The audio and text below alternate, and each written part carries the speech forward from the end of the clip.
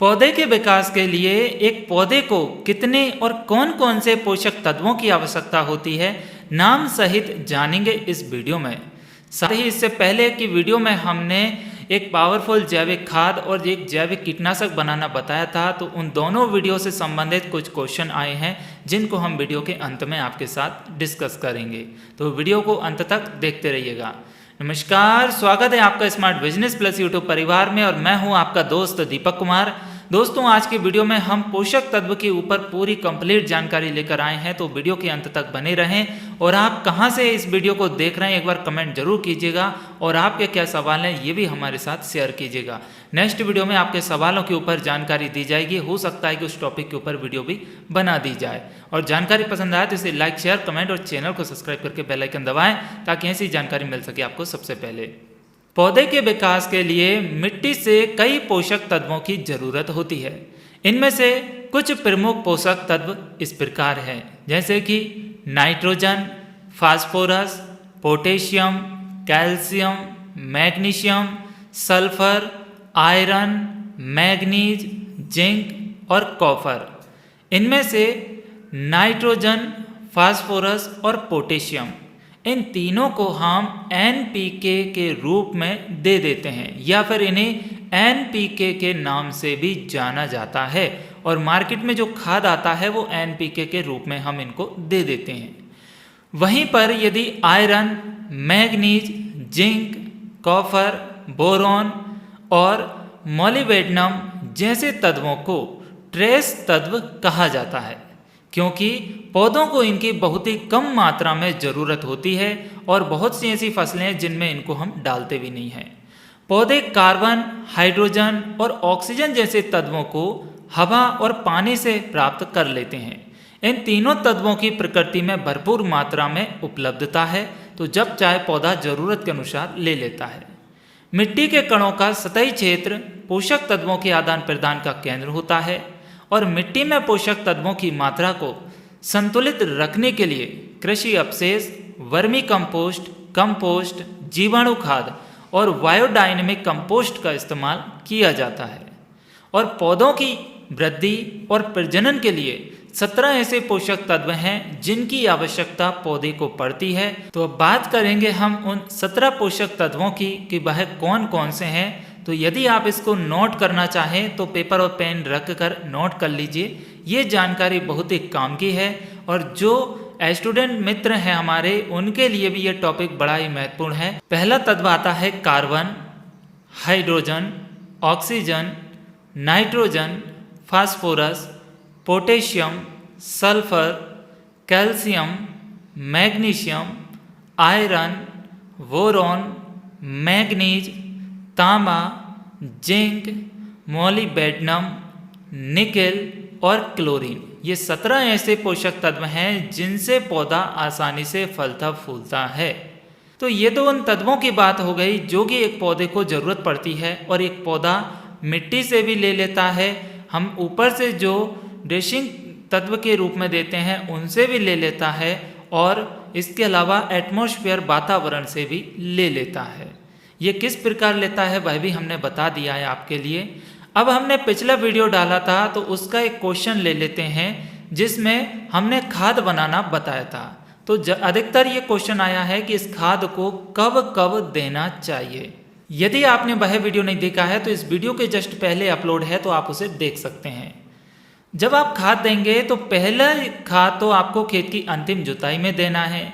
दूसरा, फसल के 20 दिन होने के बाद जब पहली निराई गुड़ाई कर रहे हो तब देना है।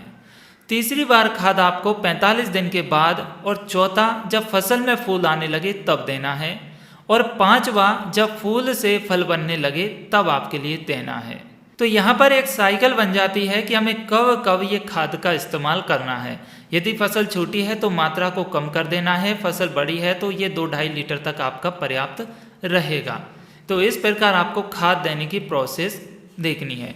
अब दूसरा सवाल ये आता है, कुछ भाइयों का कहना है कि हमारी बैगन की फसल है या फिर अन्य फसल है उनमें इल्लियाँ बहुत लग चुकी है, तना छेदक लग चुके हैं और जैविक दवा से ये कंट्रोल नहीं हो पा रही है।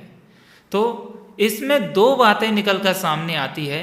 पहली कि आप दवा कौन सी इस्तेमाल कर रहे हैं, और दूसरी कि आपकी फसलों में इल्लियाँ कितनी बड़ी हो चुकी है।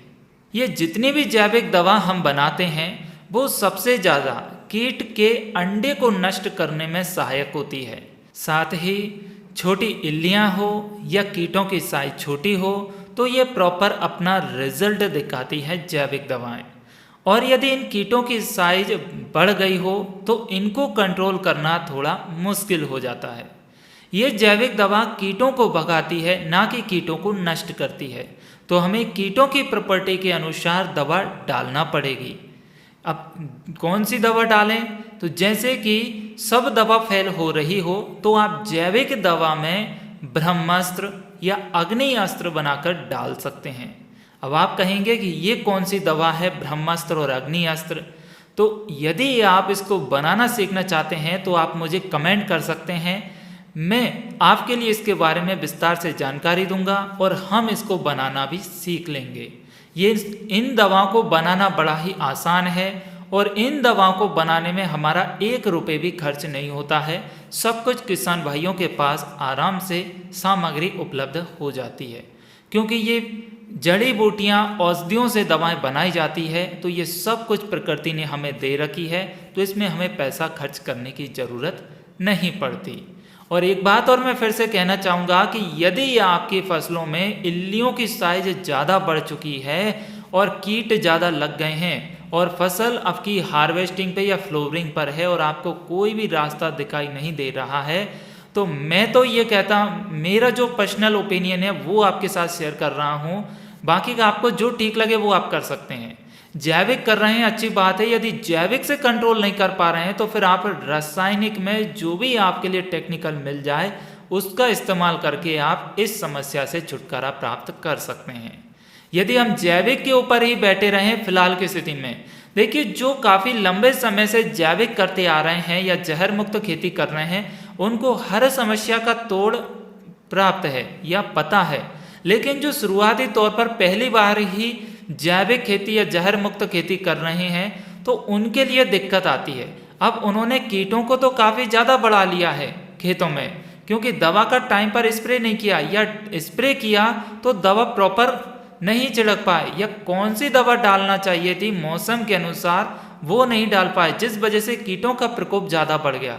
तो अब उस कंडीशन में क्या करेंगे? तो उस कंडीशन में तुम्हें रासायनिक का सहारा लेना ही पड़ेगा, क्योंकि फसल को पूर्ण रूप से सुरक्षित करना पड़ेगी। तो पहला एक स्प्रे हम रासायनिक का कर देंगे, केमिकल वाली दवाओं का। जब ये कीट पतंगे इल्लियाँ सुंडियाँ सब नष्ट हो जाए तो फिर से हम जैविक डालना प्रारंभ कर देंगे। तो ये तो मेरा पर्सनल ओपिनियन है, मैं ये नहीं कह रहा हूँ कि जो जैविक खेती कर रहे हैं वो भैया मार्केट से केमिकल लाकर डाल दीजिए। आपकी मर्जी है, फसल आपकी है, आपको डालना है नहीं डालना है वो आपको करना है। तो मैं तो भाई अपने हिसाब से देखता हूँ अपनी फसल को किस प्रकार सुरक्षित रख सकता हूँ मैं। तो उम्मीद है वीडियो में दी गई जानकारी पसंद जरूर आई होगी। यदि जानकारी अच्छी लगी है तो अपने किसान भाइयों के साथ मित्रों के साथ शेयर जरूर कीजिएगा, ताकि उनके लिए भी ये जानकारी हेल्पफुल हो और वह भी जहर मुक्त खेती करने में आगे बढ़ सकें। साथ ही ऐसी जानकारी के लिए हमारे चैनल को सब्सक्राइब करके बेल आइकन दबाइए, ताकि नेक्स्ट वीडियो में आपको इससे भी और भी अच्छी जानकारी मिल सके। तो तब तक के लिए अपना ख्याल रखिएगा। जय हिंद, जय भारत, वंदे मातरम, भारत माता की जय, नमस्कार।